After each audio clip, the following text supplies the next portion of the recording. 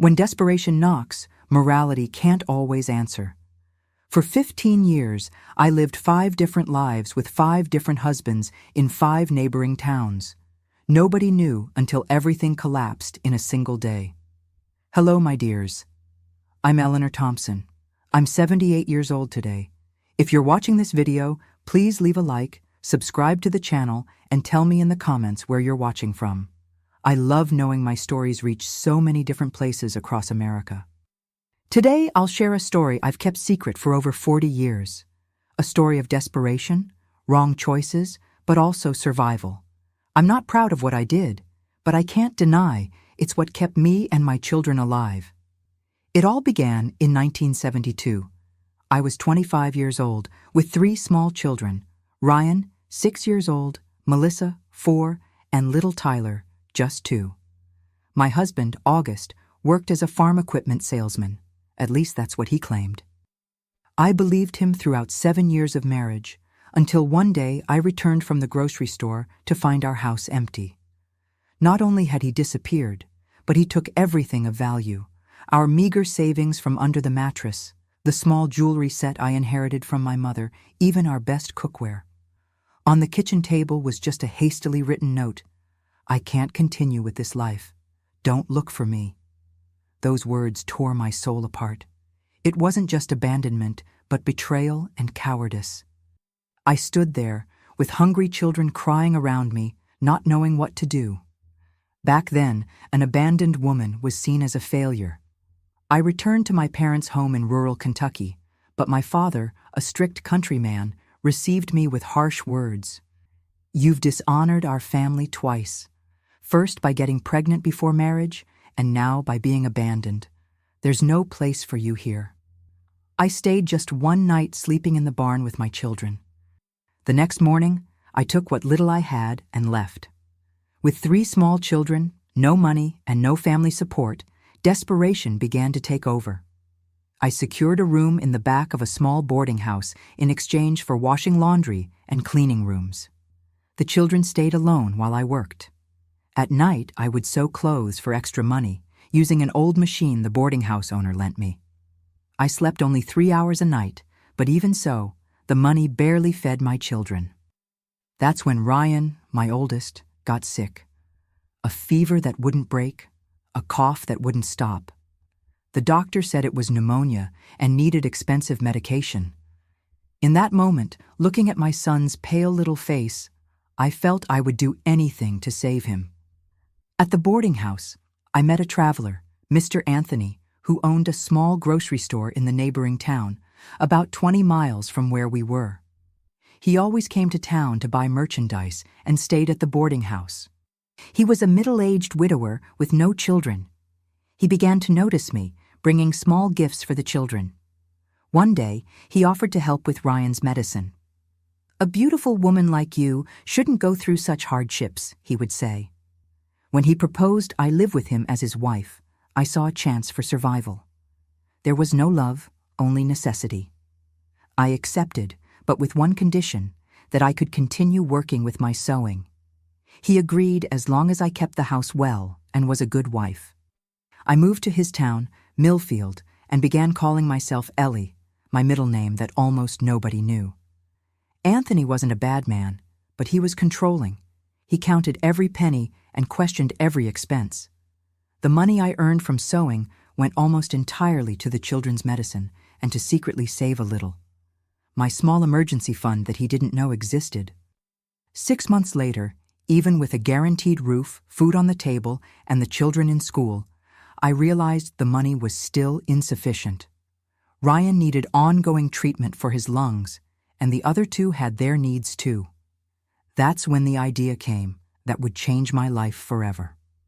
A sewing client who owned a small beauty salon in Riverdale, a town 15 miles from Millfield, mentioned her sister was looking for someone to make party dresses. "She pays very well but needs the seamstress to come there for fittings." This was the opportunity I needed. I started going to Riverdale once a week, telling Anthony I was buying special fabrics. Soon my sewing became famous in town, and that's where I met Gerald, owner of a small shoe factory. A younger, single man, enchanted by my made-up stories about being a young widow from New York who came to the countryside to start over. To him, I was Celia, the name of a distant cousin who died young. When Gerald proposed marriage 6 months later, I saw another chance to increase our financial security. I created a careful routine: 3 days in Millfield with Anthony, 3 days in Riverdale with Gerald, and 1 day buying fabrics, which was actually when I organized everything and rested a little. The children stayed in a semi-boarding Catholic school that Anthony paid for, thinking it was an act of generosity, not knowing it was exactly what I needed to keep my scheme working. I visited them on the 2 permitted days each week, alternating between my 2 identities.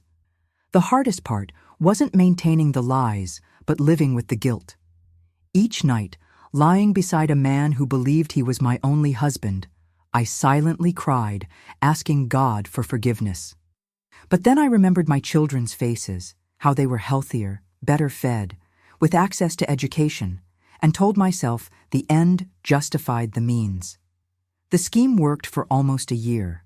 I had created an impeccable routine, consistent stories, and even different appearances.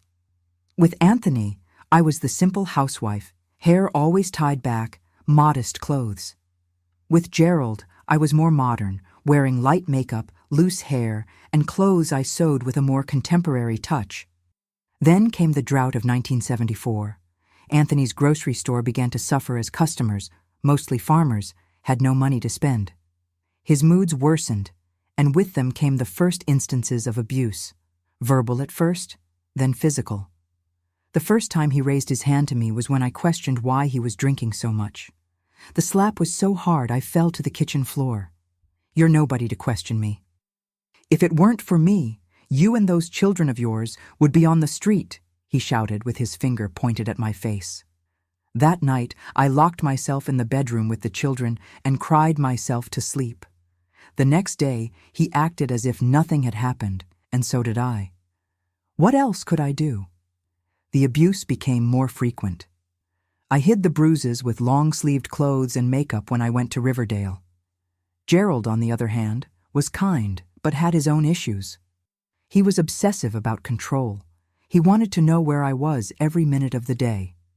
He called repeatedly when I said I was home sewing. It was during this period that I met Sebastian in Greenwood, the 3rd town in my circuit. A fabric merchant, he frequented the same fairs as me when I bought materials. To him, I was Carmen, a seamstress with Spanish heritage. I even created a slight accent to complete the farce. Sebastian was a generous, outgoing man who quickly became enchanted with me. Unlike the other two, Sebastian was neither controlling nor abusive. His problem was pathological jealousy. Even so, when he invited me to be his companion and manage his fabric store, I saw an opportunity to escape Anthony's abuse and Gerald's surveillance. Besides, working with fabrics would be perfect for my sewing trade. I adapted my routine again. Now it was 2 days with each of the 3 men and 1 day for organization. The children continued at boarding school, increasingly distant from me. This broke my heart, but I repeated to myself that it was all for them, to secure their future. The guilt grew inside me. Sometimes I woke up in the middle of the night, suffocating, as if the weight of lies was crushing me. I began having frequent nightmares where I was discovered, dragged through the streets, stoned by the crowd. In other dreams, I saw my children being taken away, calling for help while I was imprisoned, unable to reach them. The money I managed to save went into a bank account in a 4th town, Clearwater, where I began building a small house, my escape plan for when the children were older and I could finally stop this life of lies. It was during one of my visits to Clearwater that I met Nelson, a professor at the local technical school. A cultured, refined man who became enchanted with my stories about literature, all learned from books I devoured in the few free hours I had. To him, I was Regina, a widowed elementary school teacher building a new life away from painful memories. Nelson represented everything I dreamed of being: educated, respected in the community, able to talk about any subject. When he asked for a commitment 6 months later, I couldn't refuse. I adapted my routine again, reducing time with each of the other men. By this point, in 1976, I was living 4 different lives, with 4 different names, 4 different wardrobes, 4 different ways of speaking and behaving. It was as if I had divided myself into 4 distinct women, each playing a different role. The exhaustion was immense, but the fear of being discovered was even greater. The children were growing up. Ryan, at 10, was starting to ask difficult questions. Why did we move so much? Why did I disappear for days? Why did we have to lie about our past? I invented stories about a dangerous ex-husband who was pursuing us, about the need to hide. The guilt consumed me every time I saw the confusion in his eyes. On a rainy afternoon in 1977, while returning from Clearwater to Millfield, the bus I was on had a minor accident. Nothing serious, just a few scratches in my case, but enough for me to be taken to the hospital for examinations. That's where I met Joaquin, a newly graduated doctor who treated my injuries. Joaquin was different from the others, quiet, shy, but with a gaze that seemed to see through me. When he invited me for coffee after my discharge, I accepted more out of politeness than interest. I wasn't planning to start a 5th relationship, but Joaquin had something the others didn't. He seemed genuinely interested in me, not in what I could do for him. To Joaquin, I was Louise, a nurse who worked in neighboring towns. Our relationship began as friendship, but soon became something more. He lived in Lakeside, the 5th town in my personal circuit. When he proposed we live together after just 3 months, I saw not just another source of financial security, but perhaps a chance for true affection. I reorganized my life once more. Now it was approximately a day and a half with each man, with constant travel between the 5 towns. The exhaustion was absurd. I began losing weight and having health problems. My hair started falling out. My nails broke easily. Sometimes I woke up confused, not immediately knowing which name to answer to, which house I was in. It was during this period, in 1979, after almost 7 years living multiple lives, that I realized I was trapped in a snare I had created myself. What began as a desperate survival strategy had transformed into a prison. I couldn't simply abandon these lives. Each of those men knew a part of me. Each could report me, destroy me. Many times I thought about running away, taking the children, and disappearing. But where to? With what money? And what future would my children have? Always running, always hiding? No, I needed to continue, at least until Ryan finished his studies and could work, until all 3 were set on their path in life. What I didn't know was that fate had other plans for me, plans that would involve an unexpected pregnancy, an accident, and an encounter that would change everything. The year was 1980. I had been living this way for almost 8 years. My children were growing up, Ryan at 14, Melissa at 12, and Tyler at 10.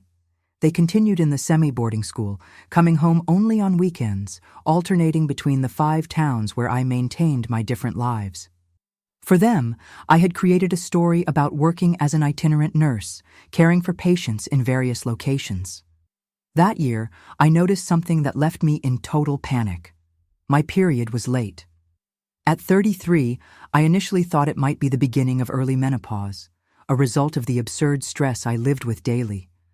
But when the morning sickness began, there was no more denying it.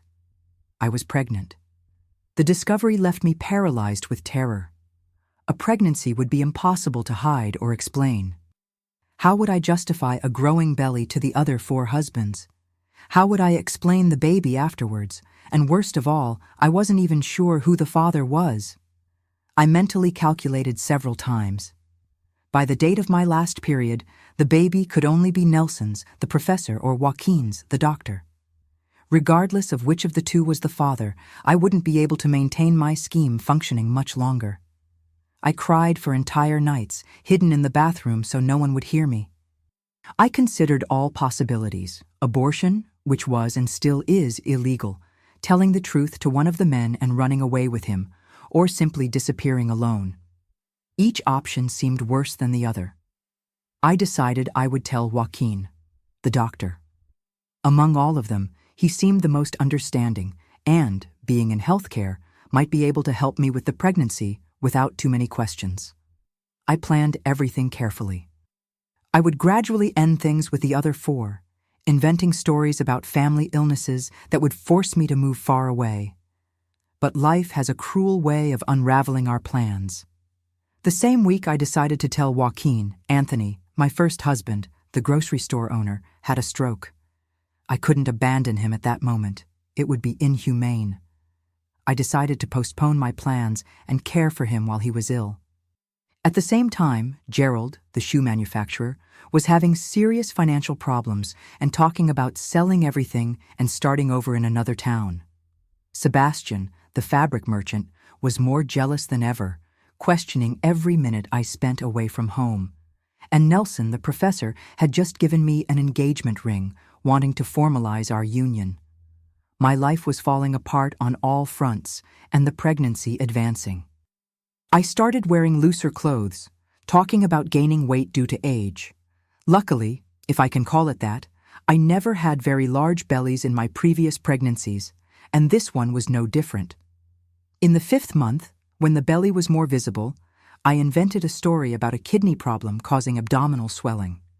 I even showed falsified medical prescriptions to anyone who questioned.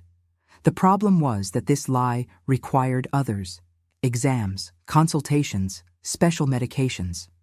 That's when I had the idea to use the fictional illness as an excuse to spend more time in Lakeside, Joaquin's town, claiming there was a kidney specialist there. This would give me time to plan my definitive escape, gather enough money, and decide where to go. In the 6th month of pregnancy, on a rainy Sunday in October 1980, I was traveling from Millfield to Lakeside on the intercity bus. The path crossed a dangerous mountain range with sharp curves. That day, with the wet road, the driver lost control on one of the curves. The bus didn't flip over, but hit violently against the guardrail. I was thrown against the seat in front of me. The pain was immediate and overwhelming, as if 1,000 knives were being plunged into my womb. I felt a warm liquid running down my legs and knew immediately. Something was terribly wrong with the baby. When the ambulance arrived, I was semi-conscious.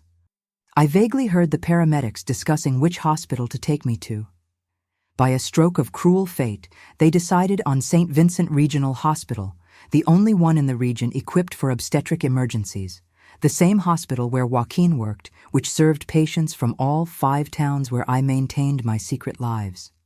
At the hospital, between flashes of consciousness and unconsciousness, I remember hearing my name called many times, but different names. Mrs. Thompson? Mrs. Ellie, can you hear me? Looking for Celia. The confusion was total. The ID in my purse showed the name Louise. I was taken straight to the operating room. The baby was in fetal distress. They needed to perform an emergency C-section. Before being anesthetized, I grabbed a nurse's arm and whispered, "My children, at St. Mary's boarding school. Let them know." It was my last conscious thought before darkness. I woke hours later, still groggy from anesthesia. The first thing I did was touch my belly. It was empty. I panicked, trying to get up, wanting to know about my baby. A nurse calmed me, saying the baby girl, yes, it was a girl, was in the NICU, premature, but stable. That's when I noticed the strange atmosphere in the room. The nurse avoided looking into my eyes, seeming uncomfortable. There's someone who wants to see you," she said hesitantly. "Actually, there are several people, but we don't know who to authorize." My blood froze. I tried to sit up, ignoring the searing pain from the recent surgery. "Who?" I asked, already knowing the answer. "Well, there's a gentleman who says he's your husband, Anthony, and another who also claims to be your husband, Gerald, and a third, Sebastian.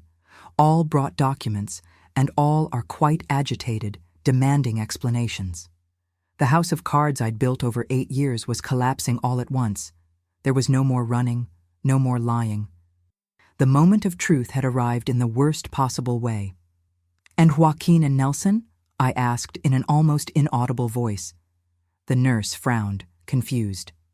"Dr. Joaquin is on duty today. He performed your surgery, As for Nelson, I don't know anyone by that name who's come looking for you." The cruel irony of fate. The man I had planned to tell about my pregnancy ended up being the doctor who brought my daughter into the world without knowing she was his, or at least potentially his. At that moment, I heard shouting in the corridor, angry male voices demanding explanations, accusing each other of insanity. "She's my wife!" shouted a voice I recognized as Anthony's. "You're crazy. Celia has been my fiancée for more than 5 years," Gerald responded. The door to the room opened violently. 3 men entered at once, followed by hospital security trying to contain them. Anthony, Gerald, and Sebastian, 3 of my 5 husbands, face to face for the first time, all looking at me with a mixture of shock, anger, and disbelief. The silence that followed was deafening. 5, 10, 15 seconds where nobody said anything, just staring at me in the hospital bed, pale, still connected to tubes and monitors. It was Sebastian who spoke first, with a voice trembling with emotion. "Carmen, or whatever your real name is, what does this mean?" At that instant, the door opened again. It was Joaquin, still dressed in his surgeon's scrubs, holding a clipboard. Seeing the scene, he froze. "Louise, what's happening here?" 4 men, 4 different lives, all converging on that hospital room, that moment of brutal revelation. Only Nelson was missing, who probably didn't yet know about the accident, and I silently thanked for that. "I can explain," I began, but the words died in my throat. How to explain 8 years of lies? How to justify the double, triple, quintuple lives I led? There was no explanation that could soften that multiple betrayal. The security guards finally managed to convince the men to leave the room. An older doctor, apparently Joaquin's superior, came in and gave me a sedative, saying I needed to rest, that the confusion could wait until I had recovered from the surgery. But we all knew there would be no complete recovery from this. My life, as I knew it, was over. In the weeks that followed, the scandal spread like wildfire through all 5 towns. The woman with 5 husbands, they called me. I was the topic of conversation in bars, beauty salons, churches. The stories became increasingly exaggerated with each retelling.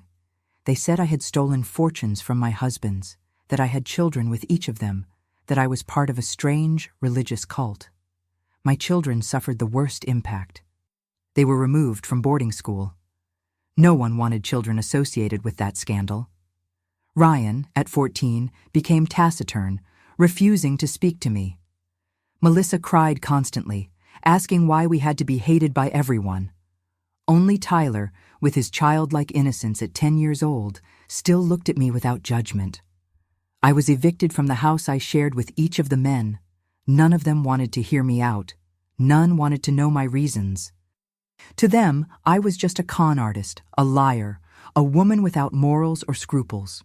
The final blow came when Child Protective Services, which was just beginning to be structured in America at that time, opened a case to take custody of my children. They claimed I lacked the moral capacity to raise them, that I was a pernicious influence, a bad example. In the midst of this chaos, my newborn daughter, whom I named Claire, because amidst so much darkness, she was my only light, was fighting for her life in the NICU. Born at 8 months, weighing only 4 pounds, her lungs weren't fully developed. The doctors didn't give much hope. I visited Claire every day, facing the looks of contempt from the hospital staff. I sat beside the incubator and talked to her for hours, asking her to be strong, to fight, promising I would find a way to fix everything, to give her and her siblings a dignified, honest life. During one of these visits, I found Joaquin in the NICU. He looked at me for a long time, without saying anything. Then he approached Claire's incubator. "She has the same eye shape I had as a baby," he finally said in a low voice. My mother kept photographs. I didn't respond. There was nothing to say. "Why?" he asked after a long silence. "Why do this to us? We were 5 men who trusted you, who opened our hearts, our homes." Tears ran down my face. "It didn't start as a plan," I murmured. "It started as desperation. a woman alone with 3 small children to feed in 1972. You can't imagine what that's like. I told him everything right there, beside the incubator where our daughter fought for her life.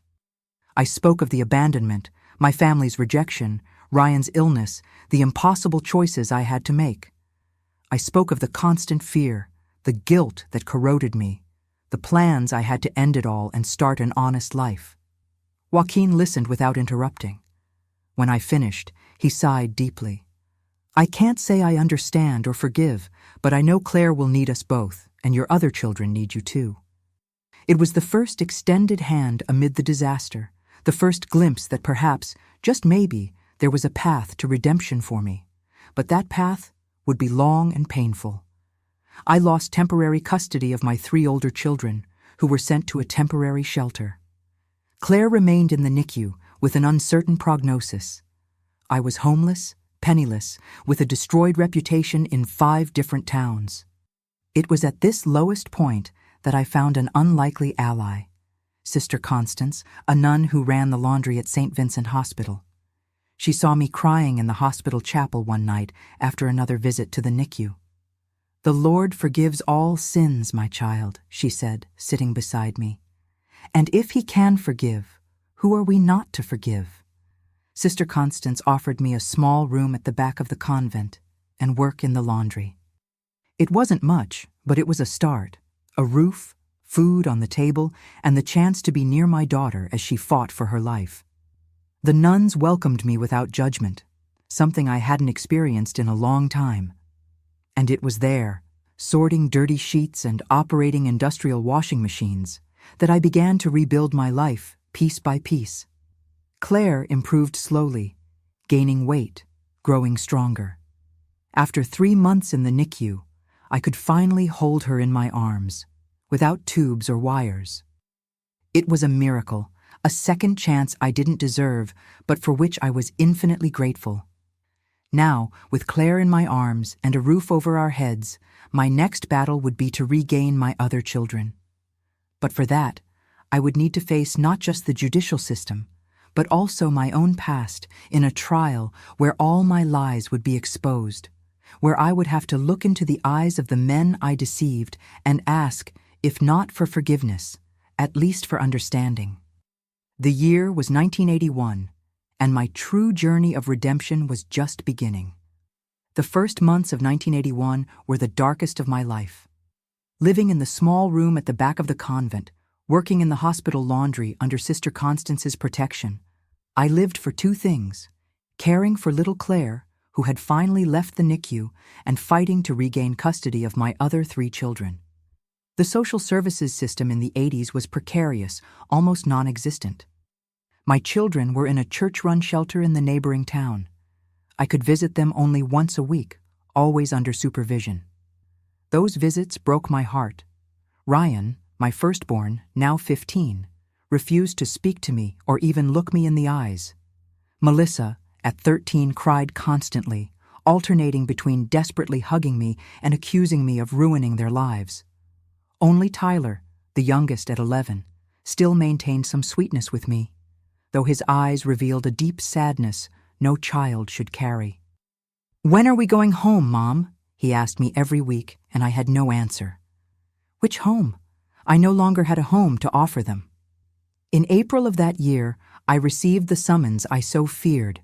I would be tried for fraud, false identity, and even bigamy, although, technically, I had never officially married any of the 5 men. The trial would be in June at the county courthouse, which encompassed the 5 towns where I had lived my parallel lives. In the weeks leading up to the trial, I fell into a pit of despair. I had no money to hire a lawyer. The few savings I had managed to hide over the years had been used for Claire's care, who still needed specialized treatment for her lungs. It was Sister Constance who once again extended her hand to me. She knew a young, newly graduated lawyer who worked pro bono cases for the convent. "He's inexperienced, but has a good heart and a sharp mind," she told me. "And more importantly, he won't judge you for your mistakes, only for your motives." Dr. Paul was only 26 and had an idealism that only the very young can maintain intact.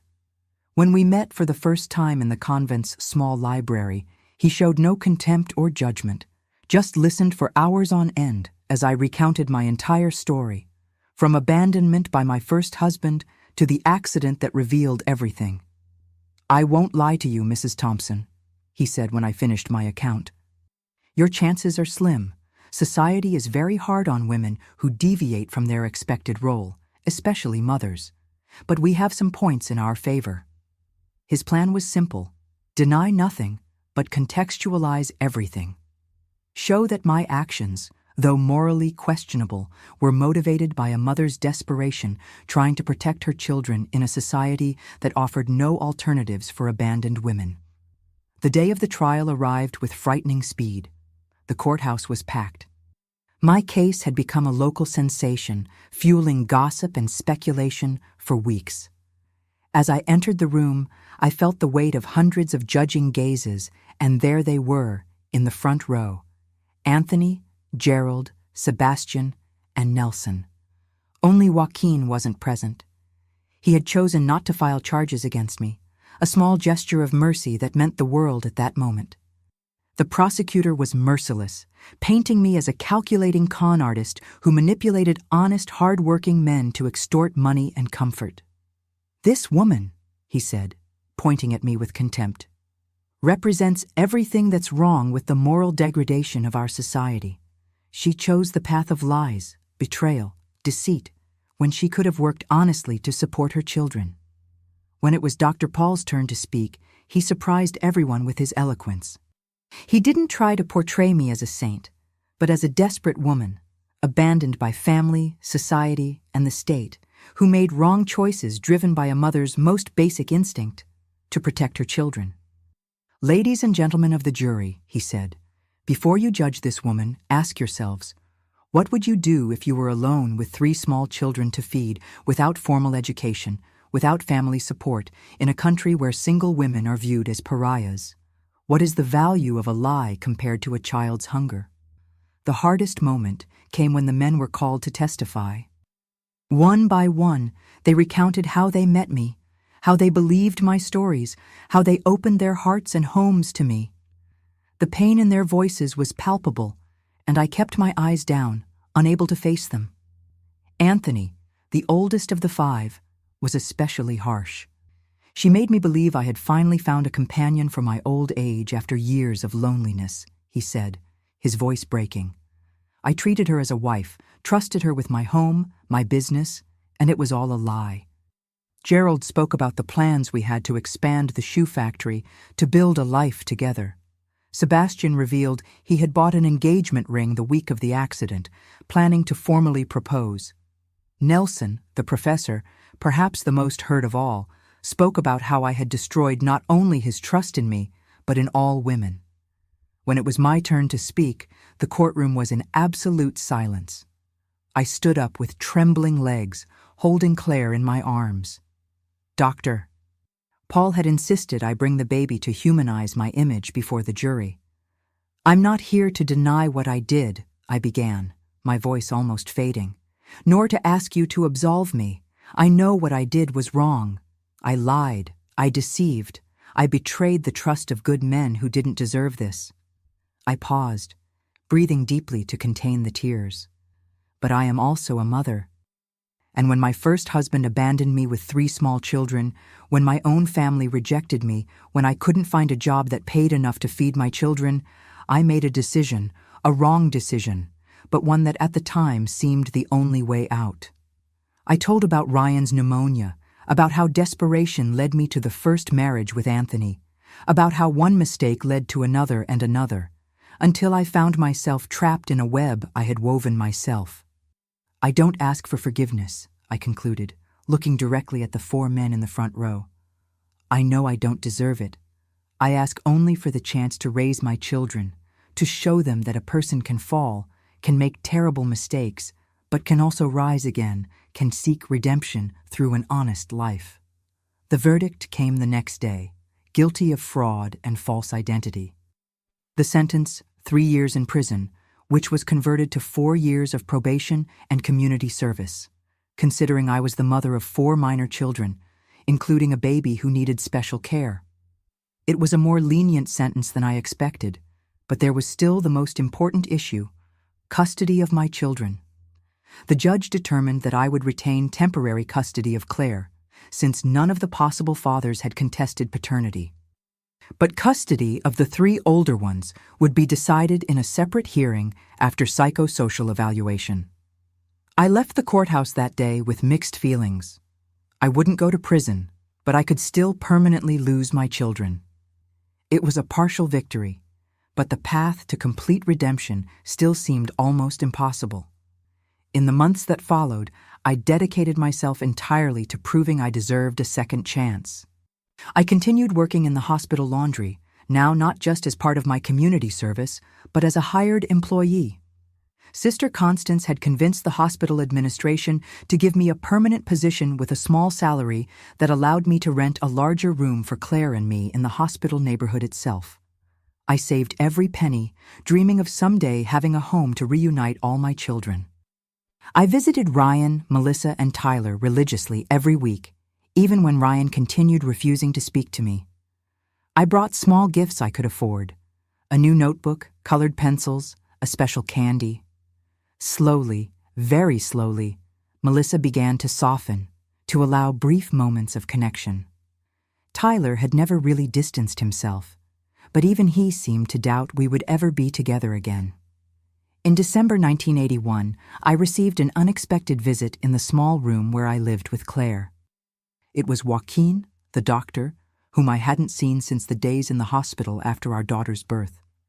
"I came to see how Claire is," he said formally, standing in the doorway, not accepting my invitation to enter. "And also to tell you I did the paternity test. The results came yesterday." My heart froze. Paternity testing in the 80s was a complicated procedure based on blood types, which didn't offer 100% certainty but could exclude possibilities. "She is my daughter," Joaquin finally said. "The blood type confirms it. Nelson is excluded as a possibility." I didn't know what to say. Part of me felt relief to finally know the truth. Another part feared what this would mean for my already precarious situation. "I didn't come to ask for custody," he continued, as if reading my thoughts. "I came to say I want to be part of her life and that I'm willing to help with all your children." It was the first time since the collapse of all my lies that someone offered me not just forgiveness, but concrete help. I cried openly, unable to control the emotions flooding me. Joaquin began visiting Claire regularly. He never stayed long, never mentioned our past or the lies I had told. We spoke only about the baby, her development, her needs. He brought diapers, formula, new clothes, small gestures that meant the world to me. In February 1982, the hearing to decide custody of my 3 older children took place. I had spent months preparing, gathering work documentation, statements from Sister Constance about my character and dedication, creating a small album with photos of the room I had prepared for them in the house I managed to rent. A modest place, but clean and welcoming. To my surprise, Joaquin attended the hearing, not as my partner — we never had that kind of relationship again — but as a doctor who attested to my commitment to Claire's welfare and my transformation as a person. "I've known Eleanor for almost 2 years," he told the judge. "I saw her at her lowest point, when all her lies were exposed, and I've seen her in recent months rebuild her life with honesty and dedication. She made serious mistakes, but she's paying for them and deserves the chance to be a mother to her children." His testimony weighed significantly in the judge's decision. At the end of the hearing, it was determined that I would regain custody of my children, but with supervision from Child Protective Services for at least a year, with monthly visits to ensure everything was well. The day I picked up Ryan, Melissa, and Tyler from the shelter was one of the happiest and also most tense of my life. Melissa ran into my arms, crying with joy. Tyler smiled as I hadn't seen him smile in a long time, but Ryan remained distant, sullen, carrying his small suitcase without saying a word. Our new home was small, just 2 bedrooms, a tiny living room, kitchen, and bathroom. The boys shared 1 bedroom, Melissa slept in the living room, and I stayed with Claire in the other bedroom. It wasn't ideal, but it was our home, earned through honest work. The first months were difficult. Ryan rarely spoke to me, leaving home early and returning late, spending as little time as possible in my presence. Melissa oscillated between moments of affection and explosions of teenage anger, throwing in my face all the mistakes I had made. Tyler tried to be the peacemaker, the perfect son, as if fearing any problem might separate us again. And Claire, my little Claire, grew oblivious to all this drama, smiling at everyone, winning over even Ryan's hardened heart, who, when he thought no one was looking, played with her, made faces to draw out her laughter. Joaquin remained present in Claire's life, visiting her regularly, taking her to spend a few hours with him on weekends. We developed a cordial relationship based on mutual respect and shared love for our daughter. He never demanded additional explanations, never threw my mistakes in my face, simply moved forward as I tried to do. I worked hard in the hospital laundry, doing overtime whenever possible. At night, I began taking in sewing work again, no longer to maintain parallel lives, but to supplement our income, to give my children small comforts we otherwise couldn't afford. One night in 1983, almost 2 years after the trial, Ryan entered my room while I was sewing by the light of a lamp. He was 17 then, almost a man, with features increasingly resembling the father who had abandoned him. "Why did you do it, Mom?" he asked, sitting on the edge of the bed. It was the first time he had called me Mom since the scandal. I set down the dress I was sewing and looked at him. "Out of desperation," I answered honestly. "Out of fear of losing you, of not being able to support you, of seeing you suffer need." "Were there other ways?" he said without looking me in the eyes. Today I know there were, but back then, alone, without support, with 3 small children, I couldn't see them. We sat in silence for a long time. "I'm thinking of applying to medical school," he finally said, changing the subject. "Dr. Joaquin said he can help me with some books." The mention of Joaquin's name surprised me. I didn't know they maintained contact beyond the visits to Claire. "He's a good man," I commented cautiously. "Yes," Ryan agreed. He told me we all make mistakes, but what matters is what we do after them. That night, for the first time in years, I felt that perhaps, just maybe, there could be forgiveness for me, not just from justice or society, but from the people who mattered most, my children. The 1980s continued advancing, and with them, our family slowly healed. Ryan actually entered medical school with a partial scholarship and working as a nursing assistant to supplement. Melissa discovered a talent for drawing and began dreaming of a career in design. Tyler, always the calmest, excelled in school and talked about being a teacher like Nelson, he would say, although he had never met the man. And Claire, my youngest, born in the eye of the hurricane, grew healthy and happy, loved by all of us and by her father, who became a constant presence in her life and gradually in all our lives. As for me, I continued working in the hospital laundry, eventually being promoted to supervisor. I never became romantically involved with anyone again. The scars were too deep, the guilt still too present.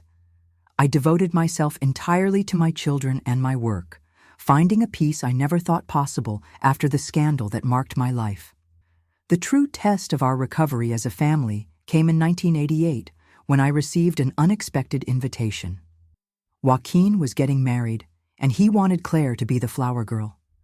To my surprise, the invitation extended to our entire family. Melissa, then 20, was categorical. "I'm not going. It would be too strange." Ryan, already in his 3rd year of medical school, said he would go out of respect for Joaquin. Tyler, at 18, shrugged and said he would go if I went. I decided we should all go. It was a chance to show my children that people could move forward, build new lives without carrying the weight of the past forever. The wedding was in a small church in Lakeside. We sat discreetly in the back pews, trying not to draw attention. Claire, beautiful in her little white dress, performed her role as flower girl perfectly, throwing rose petals down the aisle. During the reception, Joaquin came to our table, accompanied by his new wife, Lucille, a nurse he had met at the hospital. "Thank you for coming," he said with a genuine smile. "It means a lot to me that Claire could share this day." Lucille, a woman with a kind face and gentle eyes, shook my hand without hesitation. "Joaquin told me everything," she said. "About the past, about you. I want you to know that Claire will always be welcome in our home, and so will you," she added, looking at my other children. At that moment, sitting at that wedding celebration, watching the man I had deceived find happiness with someone else, with my 4 children by my side, I felt the circle finally closing, not with a fairy tale happy ending, but with something better, real, imperfect redemption, earned through hard work, honesty, and perseverance. The journey had been long and painful, filled with mistakes, lies, and bitter consequences, but also with learning, growth, and finally, the chance to live a life without masks. Now, at 78, looking back, I'm not proud of what I did, but I am proud of what I became afterwards. A woman who faced her mistakes head-on, paid for them, and rebuilt her life on foundations of truth. The 1990s brought more changes for our family. Ryan graduated from medical school in 1993 at 27. I'll never forget the emotion of seeing him walk across the stage to receive his diploma, the first in our family to complete college. In the audience, besides me and his siblings, was Joaquin, who had become a sort of mentor to my oldest son over the years. Claire, then 12, proudly applauded the brother she so admired. Melissa followed her artistic talent and secured a job at a small advertising agency after completing a technical design course.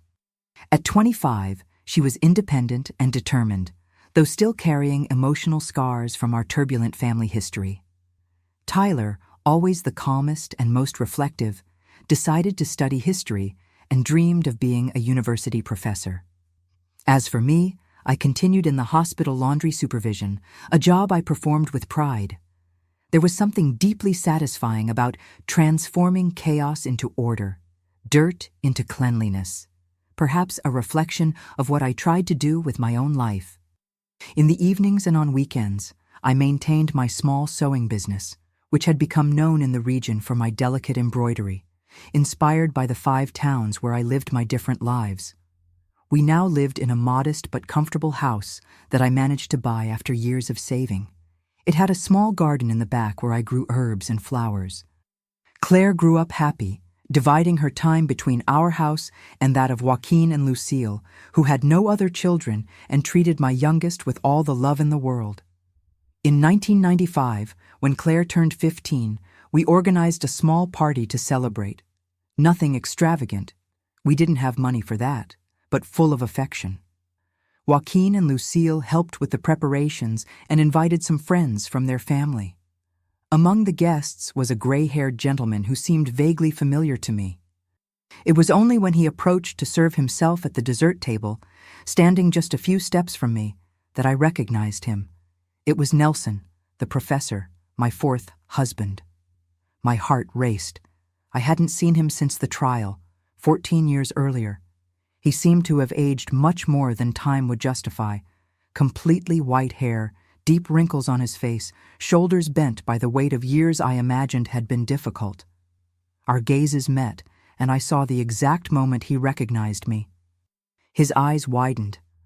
The coffee cup he held trembled slightly in his hand. For an instant, I thought he would turn his back and leave, or worse, make a scene at my daughter's party. Instead, after a moment of hesitation, he approached. "Regina," he said, using the false name I had adopted with him. Or should I say Eleanor? "Eleanor is fine," I responded, my voice almost disappearing. "Nelson, I didn't expect to see you here. I'm a colleague of Joaquin's at the university now." "I teach literature in the humanities department," he explained without smiling. "He invited me. I didn't know that the birthday girl was your daughter." A heavy silence settled between us. So many things I wanted to say, so many requests for forgiveness that never had a chance to be expressed. "She's beautiful," he finally commented, looking at Claire, who danced cheerfully with friends across the room. "Looks a lot like you." "Thank you," I murmured, not knowing how to respond to what seemed to be a compliment. Nelson took a sip of his coffee, then stared at the dark liquid for a moment, as if seeking words in the depths of the cup. "You know, I spent many years angry," he finally said. "Angry at you, angry at myself for being so easily deceived. I lost trust in people, became bitter, isolated." My heart tightened. More damage I had caused, another life I had negatively affected with my lies. "I'm sorry," I said, knowing the words were absolutely insufficient. "If I could go back—" "I'm not here to hear apologies," he interrupted me, but without aggression. "I'm here because, after many years, I realized that carrying that hatred was destroying me more than your lies ever could. I needed to learn to forgive, not for you, but for myself." At that moment, Tyler approached us, curious about the stranger with whom I was conversing so intensely. "Mom, is everything okay?" he asked, placing his hand protectively on my shoulder. "Yes, dear. This is an old acquaintance, Nelson. Nelson, this is my son, Tyler." The two men greeted each other, and I saw Nelson's eyes study my son's face with curiosity. "You teach at the university, don't you? I think I've attended a lecture of yours on American literature. It was fascinating," Tyler commented, always polite. "Yes, I've been a professor there for over 20 years, Nelson responded, seeming surprised and flattered by the recognition. "Tyler is studying history," I explained. "He always said he wanted to be a teacher like you." The words came out before I could think about what I was saying. Nelson looked at me astonished. "Like me?" "It's a long story," I replied, averting my gaze. Tyler, sensing the tension, made a polite excuse and walked away, leaving us alone again. "You talked about me to your children?" Nelson asked, the surprise evident in his voice. "They knew everything, Nelson. After the scandal, after the trial, there was no way to hide it. And yes, I mentioned you. I talked about your passion for teaching, your knowledge, your impressive library. Tyler was just a child, but somehow those stories marked him." Nelson remained silent, processing the information. Finally, a sad smile appeared on his lips. "Life has a strange way of closing circles, doesn't it? Maybe I was still a positive influence, despite everything." The conversation was interrupted when Claire came running, radiant, to show me a gift she had just received. Seeing Nelson, she stopped, curious. "Who are you, sir?" she asked, with the frankness typical of adolescence. Before I could respond, Nelson stepped forward. "I'm an old friend of your mother's," he said, extending his hand. "And a professor at the university where your brother studies, Nelson Reynolds." "Oh, the literature professor! Tyler talks about you a lot," Claire exclaimed, shaking his hand enthusiastically. "He says your classes are the best." Nelson seemed genuinely touched. After Claire walked away to return to the party, he turned to me. "I think I need to go," he said, placing the empty cup on the table. "It was unexpected meeting you today, Eleanor, but perhaps it was necessary, a closing of a cycle." "Nelson," I called, as he was already turning to leave. "I really am sorry for everything." He nodded without saying anything and walked away, disappearing among the guests. That brief encounter with Nelson affected me deeply. For years, I had tried to block the memories of the men I deceived, focusing only on rebuilding my life and raising my children with honesty. But there, at that party, the past had come knocking at my door again. In the following weeks, I found myself thinking more and more about the other men. How were Anthony, Gerald, and Sebastian? Had they found happiness despite the pain I caused? Had they managed to forgive, as Nelson seemed to have done? The curiosity grew until it became almost an obsession. One day, I made a decision that surprised even myself. I would seek them out one by one to personally ask for forgiveness. I didn't expect absolution or reconciliation, just the chance to show that I recognized the harm I had done and that after all those years, I still carried the weight of guilt. I shared my plan with Ryan, now a respected young doctor, expecting him to dissuade me from the idea.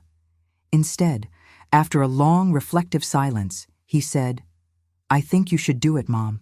not for them, but for you, to finally close this chapter. We started with Anthony, the grocery store owner, my first husband after the abandonment. I discovered he still lived in Millfield, though the grocery store had closed years before. Now, almost 80, he lived with a niece who cared for him. The visit was difficult. Anthony had suffered a second stroke that left him partially paralyzed and with difficulty speaking. When I entered the small room where he spent his days, his eyes fixed on me with a mixture of surprise and something I couldn't identify, anger, sadness, or perhaps just confusion. "Hello, Anthony," I said, sitting in the chair beside his bed. "It's me, Eleanor." He didn't respond, just continued staring at me. "I came to ask for forgiveness," I continued, determined to say what I had rehearsed so many times. "For what I did to you, for the lies, for the suffering I caused. I know words can't undo the damage, but I wanted you to know I never stopped regretting it." A long silence followed, interrupted only by the ticking of the clock on the wall and the distant sound of the television in the living room. Finally, with visible effort, Anthony moved his hand unaffected by the stroke and extended it in my direction. Hesitantly, I took it between mine. "Water under the bridge," he murmured with the slurred speech characteristic of someone who had suffered a stroke. "Don't carry it anymore." Tears filled my eyes. I didn't expect forgiveness, much less that unexpected kindness. "Thank you," I whispered, gently squeezing his hand. Before leaving, I showed him photos of my children, the 3 older ones he had briefly known, and Claire, who was born after our separation. I told him about their achievements, about how they had become responsible and good adults despite their mother's mistakes. He listened to everything in silence, with a small smile on his immobile lips. The meeting with Gerald, the shoe manufacturer, was very different. He had moved to New York City after the scandal, starting over from scratch. Now he owned a moderately successful chain of shoe stores. Ryan accompanied me on the visit, both to give me moral support and to intervene if things got out of control. Gerald received us in his office in the city center, an elegant space that reflected his business success. At 60, he kept himself in shape, well-dressed, with just a few white strands in his dark hair.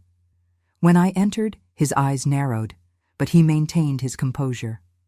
"Eleanor," he said, pronouncing my real name with a slight ironic emphasis. "Or should I call you Celia? I was never sure which was the lie and which was the truth with you." "Eleanor is my real name," I replied, without reacting to the provocation. "Thank you for agreeing to see me, Gerald." "Curiosity more than anything else," he shrugged. "I wanted to see what you had to say after so many years." "And who is this young man?" he asked, looking at Ryan. "My son, Dr. Ryan Thompson," I introduced, noting the gleam of pride in my son's eyes at being called doctor. "He's a physician at St. Vincent Hospital now." "A doctor, huh?" Gerald commented, evaluating Ryan with new eyes. Well, at least something good came out of all that mess. The conversation that followed was tense but civilized. Gerald told me that after the scandal, he immersed himself in work to forget the humiliation. He married a few years later to an accountant who helped him expand the business. They had 2 children, now teenagers. "You know, in the end, I think I should even thank you," he said with a dry laugh. "If I hadn't discovered your lies in that dramatic way, I'd probably still be in that small town, with that small factory, dreaming of a life that would never come." "Still, I'm sorry," I insisted. "What I did was inexcusable." "It was," he agreed bluntly. "But life goes on. I moved on. You apparently did too. I don't hold a grudge, Eleanor, or forgiveness, to be frank, just acceptance that the past is the past." When we said goodbye, Gerald shook my hand with professional firmness, as he would with any client or supplier. There was no warmth in that gesture, but also no hostility, just the neutrality of someone who had truly moved on. Sebastian, the fabric merchant, was the hardest to find. After several attempts, we discovered he had moved to the south, to his family's homeland in Georgia. Unfortunately, we also discovered he had died 3 years earlier, the victim of a sudden heart attack. Instead of him, I found his sister, Mrs. Teresa, who had cared for him in his final years. When I identified myself, I expected hostility, but I was greeted with surprising tranquility. "Sebastian spoke of you a few times in recent years," she said, serving me coffee on the porch of her simple home in Atlanta. Not with bitterness, but as someone who finally understood the circumstances. "How so?" I asked, confused. After he came back here, Sebastian got involved with volunteer work at a shelter for single mothers. I think listening to those women's stories, the desperation, the lack of options, the struggle to support their children, he began to understand a little of what might have led you to do what you did. I remained silent, absorbing that unexpected information. "Before he died, he asked me to give you something if you ever appeared, Mrs. Teresa continued, getting up to fetch something from inside the house. She returned with a small package, carefully wrapped in brown paper.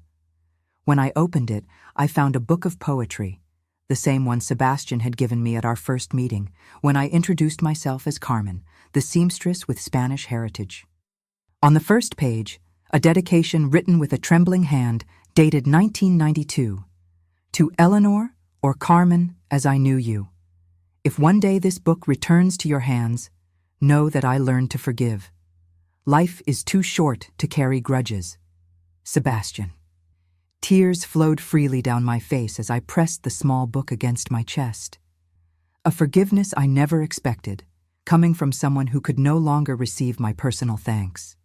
Those visits to the men from my past, those I could find, brought me a sense of closure I didn't know I so desperately needed.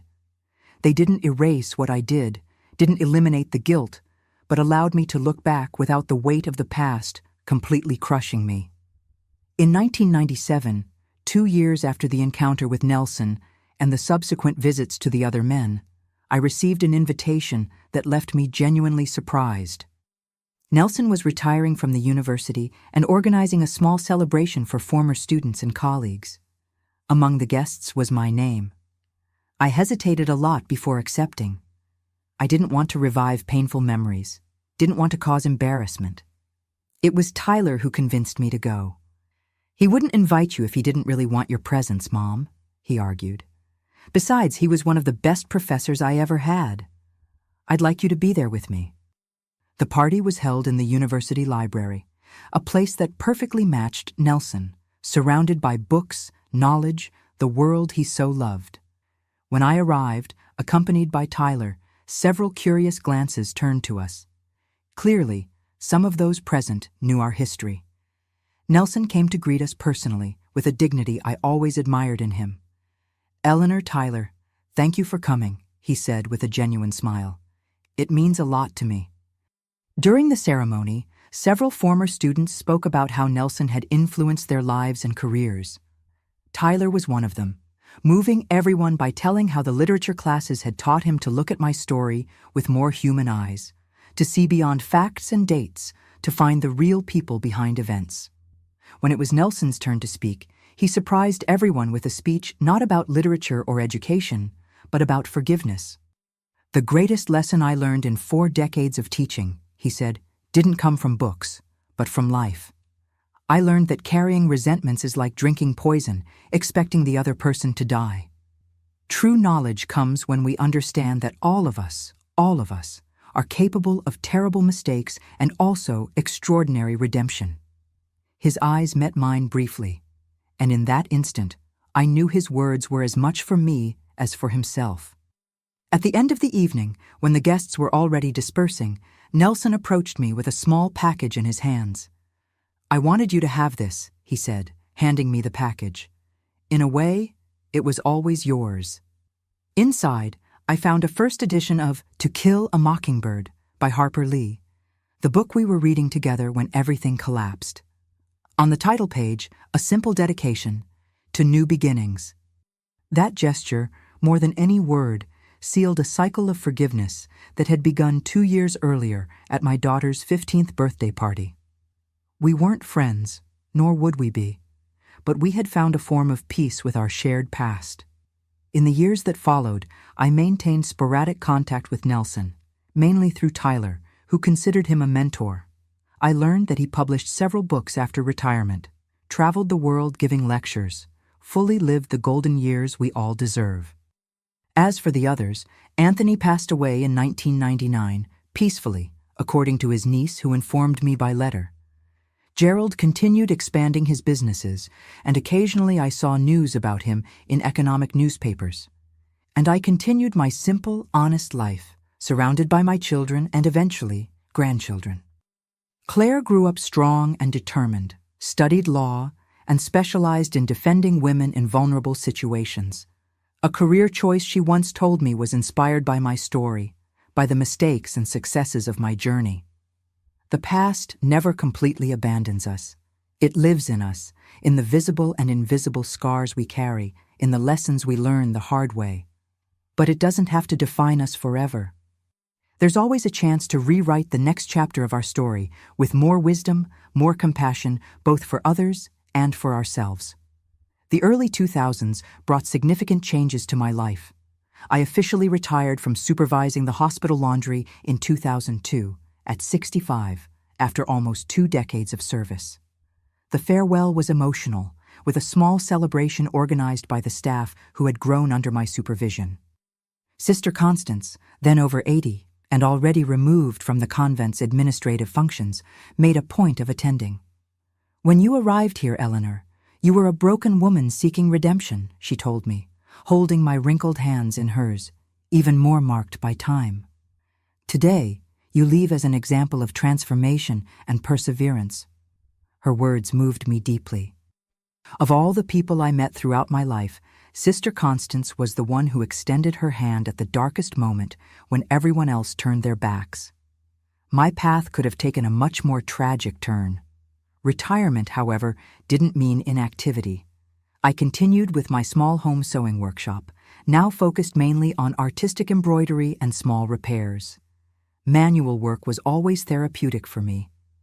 Each stitch, each line carefully sewn, represented a small act of creation, of bringing order to chaos, beauty to the ordinary. My children were all set in life. Ryan, at 36, was a respected doctor specializing in pulmonology, a choice influenced by the pneumonia he suffered in childhood that indirectly triggered my entire saga of parallel lives. He had married Anna, also a doctor, and they had a small son, Michael, my first grandson. Melissa, at 34, had become a talented graphic designer, working at a children's book publisher. She remained single by choice, dedicated to her career and social causes, especially related to children in vulnerable situations. Tyler, at 32, pursued an academic career, becoming a university history professor specializing in the civil rights era. He married young to his college girlfriend, Patricia, and they had twins, Lucy and Sophie, my little granddaughters of 5. Claire, my youngest born in the eye of the hurricane, graduated from law school with honors and at 22 was already working at a firm specializing in women's rights. Her relationship with her father, Joaquin, remained strong and affectionate. He and Lucille were constant presences in her life and, by extension, in mine. It was through Claire that my life took an unexpected turn in 2003. She had started working on a legal assistance project for women in vulnerable situations, single mothers, victims of domestic violence, women in precarious socioeconomic conditions. One day, she came home visibly disturbed. "I met a woman today, Mom," she told me, sitting heavily at the kitchen table while I prepared dinner. Young, with 3 small children, abandoned by her husband, without family support. She's desperate, thinking of things she shouldn't, to try to survive. I stopped what I was doing, feeling a shiver run down my spine. The situation described was painfully familiar. I tried to help her with what I can offer legally, child support, access to social programs, but it's so little, so slow, Claire continued, the frustration evident in her voice. And while the system drags on, the children go hungry. I remained silent, memories of my own desperation, decades ago, surfacing with an intensity I didn't expect. You know what she told me?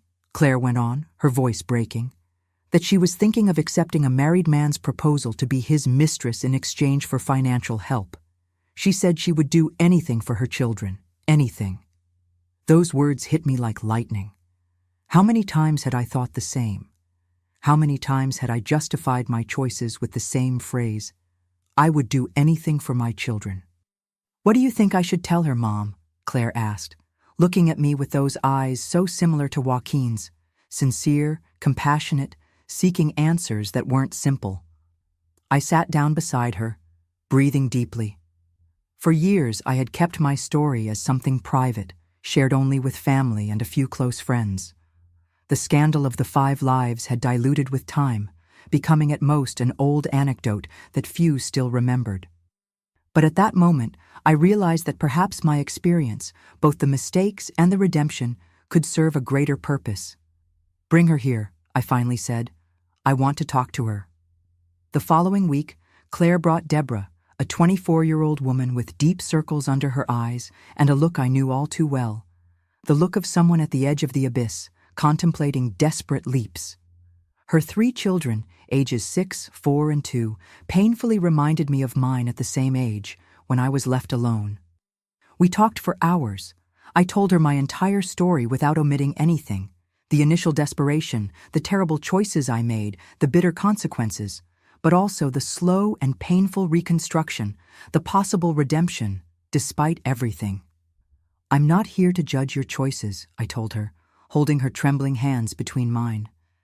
I know better than anyone how desperation can lead us to paths we never imagined treading, but I want you to know there are other ways out, difficult, slow, imperfect, but that don't destroy your soul in the process. That same night, impulsively, I offered Deborah a job in my small workshop, not much, a few hours a week helping with simple sewing, while the children stayed in the space I adapted at the back of the house. But it was a start, something honest, something that would allow her to maintain dignity while seeking more permanent alternatives. In the weeks that followed, I taught her the basics of sewing. Deborah proved skillful and, more importantly, determined to learn. Claire, in parallel, managed to expedite her child support process and enroll her in government assistance programs. Ryan offered to treat the children for free. Melissa designed simple flyers, advertising our sewing services in the community. What began as an impulsive gesture to help a young mother gradually transformed into something bigger. Other women in similar situations, Deborah's friends, Claire's cases, referrals from social workers at the hospital, began appearing at my door. For each one, I told my story, offered what I could in terms of temporary work, training, guidance. By mid-2004, what had begun as a sewing workshop in my living room had expanded to a small community center in the neighborhood, using a space provided by the local parish. We named the project New Beginnings, a name that echoed the dedication Nelson had given me in the book years before. The center offered training in sewing, crafts, and other manual skills that allowed flexible work for single mothers. We also had a space for children, volunteer legal guidance coordinated by Claire, and basic medical care once a week organized by Ryan. Tyler gave literacy classes to women who hadn't completed their studies, and Melissa coordinated art workshops for the children. Deborah, our first student, became my assistant and eventually co-coordinator of the project. Seeing her transformation from a desperate young woman on the verge of self-destructive choices to a confident and capable woman brought me a joy I can't describe. It was Joaquin who surprisingly took the next crucial step for the project. During one of the regular visits he made to see Claire and follow the development of New Beginnings, he called me for a private conversation. "I've been observing what you've been doing here, Eleanor," he said with the frankness that was always characteristic of him. "It's important, necessary work, but I think it could reach more people." He explained he was about to retire from the private clinic where he worked and wanted to invest part of his savings in something meaningful. He proposed formalizing New Beginnings as an official nonprofit with its own space, proper equipment, and capacity to serve more women. "Why?" I asked, genuinely surprised by the offer. Despite years of civilized coexistence because of Claire, Joaquin and I had never exactly been friends. "Because I saw what desperation did to you decades ago," he answered simply. "And I see how you've transformed that experience into something that helps others not fall into the same abyss. It's the kind of legacy I'd like to support." With Joaquin's initial investment and the tireless work of everyone involved, New Beginnings grew significantly. In 2007, we moved to our own headquarters, a renovated old factory with enough space for workshops, childcare, offices, and even a small store where we sold products made by the women in the project. At the center of this growth, to my surprise, was my personal story. What for so many years I considered my greatest shame, the 5 parallel lives, the lies, the scandal, became a powerful tool to connect with women in vulnerable situations. I wasn't just someone who said I understood their desperation. I was someone who had lived desperation in its most extreme form and found a way back. In 2010, at 73, I received an invitation I never would have expected. The university where Tyler taught was organizing a symposium on women, motherhood, and economic survival, and they wanted me to be one of the main speakers. At first, I refused, terrified by the idea of publicly speaking about my past. But my children insisted. "Your story has power, Mom," said Claire. "Power to show that paths aren't linear, that mistakes aren't definitive, that redemption is possible." I reluctantly accepted. The night before the lecture, I barely slept, tormented by nightmares where I was again judged, humiliated, exposed. The morning of the event, Tyler found me in the kitchen, drinking tea to calm my nerves. "Are you ready?" he asked, sitting beside me. "How can anyone be prepared to expose their worst mistakes before hundreds of strangers?" I replied, trying to smile despite the fear. "It's not your worst mistakes you're going to expose," he said, holding my hand. "It's your complete journey. The mistakes are just the beginning of the story, not the end." Those words accompanied me when I took the stage a few hours later, facing an auditorium packed with students, professors, and, to my surprise, many of the women who had passed through New Beginnings over the years. Deborah was in the front row, smiling encouragingly. I told my complete story, from abandonment by my first husband to the creation of the project. I spoke of the mistakes, the consequences, the scars that remained even after decades. But I also spoke of the possibility of starting over, of transforming pain into purpose, of using the darkest experiences as light to guide others. "Desperation can take us to places we never imagined," I said, concluding my talk. "It can make us unrecognizable even to ourselves, but it's not our final destination. We can fall, we can completely lose ourselves, but we can also find the way back, not to who we were before, but to someone wiser, more compassionate, more complete." The applause that followed was deafening, but what really touched me were the women who came to speak with me afterwards.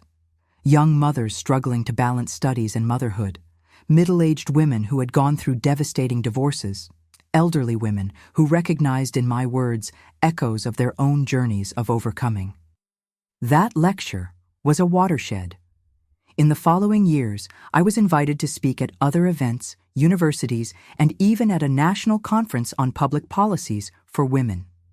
New Beginnings gained visibility, attracting donations, volunteers, and most importantly, women who needed support. In 2015, the story of the project and my personal history became the subject of a documentary produced by journalism students. 5 Lives, 1 Redemption was shown at minor festivals and won a small award in the social documentary category. Seeing my life portrayed on screen was a surreal experience, especially when the film showed artistic recreations of my 5 lives in the 1970s. At 78, looking back, I see a journey I never could have imagined.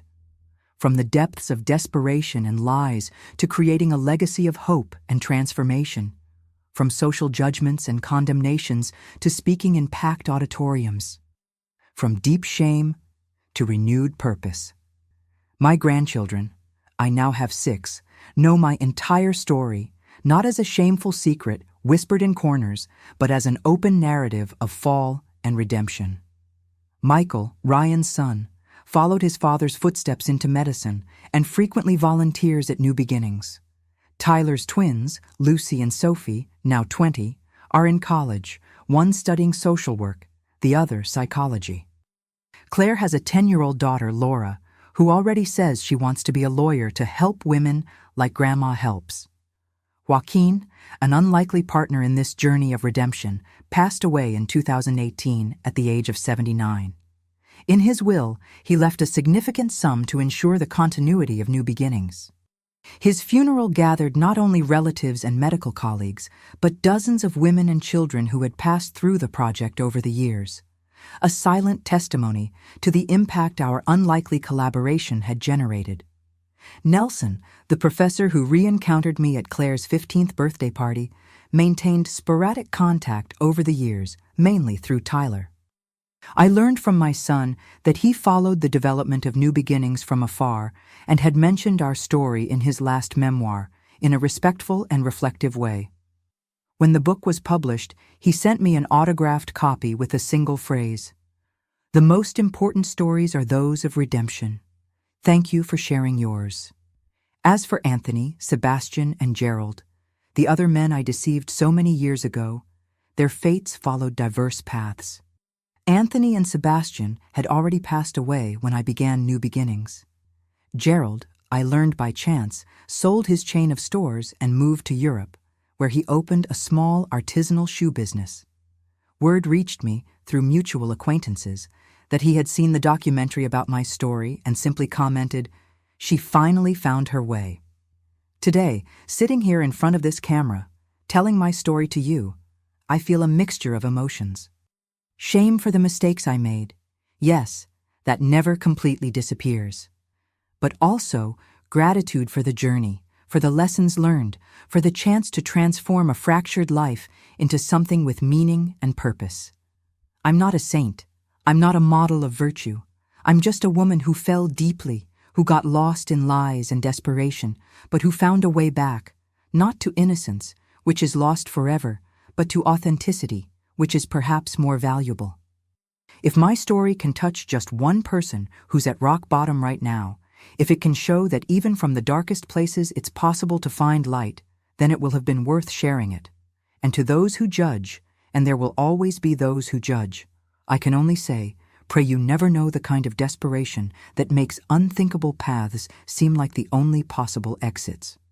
And if you ever do know it, remember my story. Not as justification for wrong choices, but as proof that there's always a way back to the light, however long and difficult it may be. Thank you for listening to me, for not judging me, for allowing this 78-year-old woman to share not just her mistakes, but also her redemption. If this story touched your heart, please leave a like, share it with someone who might need to hear about second chances, and always remember, our worst fall doesn't have to be our final destination. Oh, and don't forget to tell me in the comments which part of my story touched you the most. I'm looking forward to reading and responding to each of you.